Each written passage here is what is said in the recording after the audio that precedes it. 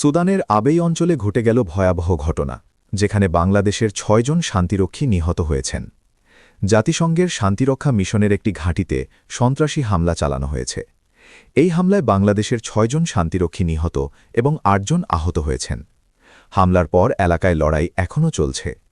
আবেই অঞ্চলকে দীর্ঘদিন ধরে সংঘর্ষপূর্ণ। বিভিন্ন সশস্ত্র গোষ্ঠী এই অঞ্চল নিয়ন্ত্রণ করতে চায়। বাংলাদেশের শান্তিরক্ষীরা সেখানে মানবতা রক্ষা ও শান্তি প্রতিষ্ঠার দায়িত্ব পালন করছিলেন, কিন্তু হামলাকারীরা হঠাৎ ঘাঁটিতে আক্রমণ চালায়। বাংলাদেশ সরকার এই হামলাকে কঠোরভাবে নিন্দা করেছে। আহতদের দ্রুত চিকিৎসার ব্যবস্থা এবং পরিস্থিতি মনিটরিং করা হচ্ছে। নিহত শান্তিরক্ষীদের পরিবারের প্রতি গভীর সমবেদনা জানানো হয়েছে। এই হামলা শুধু বাংলাদেশের নয়, জাতিসংঘের শান্তি প্রক্রিয়াকেও ঝুঁকিতে ফেলেছে। সুদানিক আবেই অঞ্চলে শান্তি প্রতিষ্ঠা এবং নিরাপত্তা রক্ষার জন্য আন্তর্জাতিক সম্প্রদায়কে আরও সতর্ক হতে হবে। এই দুঃখজনক ঘটনায় আমরা নিহত শান্তিরক্ষীদের প্রতি গভীর শ্রদ্ধা জানাই।